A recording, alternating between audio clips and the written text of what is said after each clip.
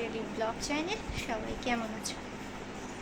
তো এই কদিন ওয়েদার তো তোমরা দেখতেই পাচ্ছ, প্রচুর বৃষ্টি হচ্ছে। আর এত পরিমাণে বৃষ্টি হচ্ছে যে আমার সমস্ত জামা কাপড় না এখনও কিছু কাচাও বাকি আছে, আবার কিছু কেচেছি সেগুলোই পর্যন্ত এখনও শুকাতে পারিনি। যাই কিছু কিছু করে ফ্যানের তলায় এনে দিয়ে দিয়ে শুকিয়ে রাখতে হচ্ছে। হ্যাঁ, কি মেখেছি বলো মুখে সকাল সকাল?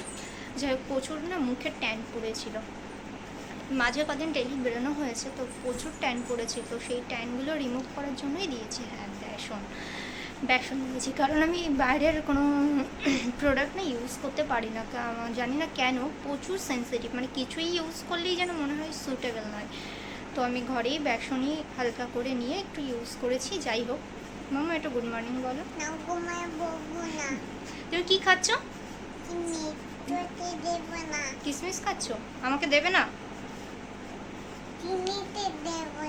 চিনিকে দেবে না? চিনি তো তোমার নাম। যাই হোক, আমার সকাল সকাল সব রান্নাই হয়ে গেছে। আজকে শুধু ভাত আর ডিমের ঝোলই করেছি, আর তেমন কিছুই করিনি। তোমার মুখে এটা কি হয়েছে?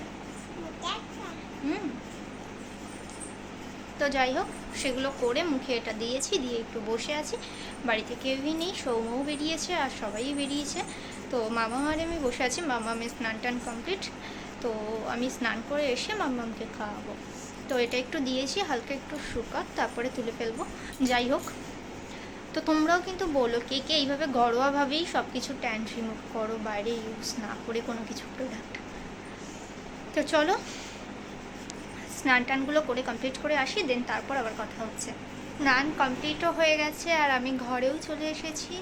মাম্মামেরও খাওয়াটা হয়ে গেছে, তো মাম্মাম এখন খেলা করছে, তো ঘুমাতে যান। আমারও স্নান টানগুলো কমপ্লিট হয়ে গেছে, কিন্তু এখনও লাঞ্চ করিনি, কারণ সৌম্য এখনও বাড়ি আসেনি। ও আসলে তারপর একসাথে লাঞ্চ করব। তো সেই জন্য ওয়েট করছি। আর মাম্মাম ততক্ষণে আশা করি ঘুমিয়েও পড়বে। দেখ, মুখ থেকে ট্যানটা উঠেছে কিনা না সেটাও আমি বুঝতে পারছি না। আর এই হলো আমার এক প্রবলেম, করি কিন্তু আমি তারপরে না বারবারই দেখতে থাকি যে আদৌ সেটা ক্লিন হলো নাকি, কোনো ডিফারেন্স কিছু বোঝা যায় কিনা, কিন্তু আমি কিছুই বুঝতে পারি না। তোমরা কি বুঝতে পারছো? মানে আমি ঠিক বুঝতেই পারছি না।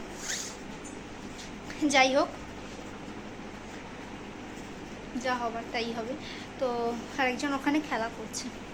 দেখো, জামা কাপড় আমি ওখানে দিয়ে রেখেছি, তাও যদি একটু যদি শুকায়।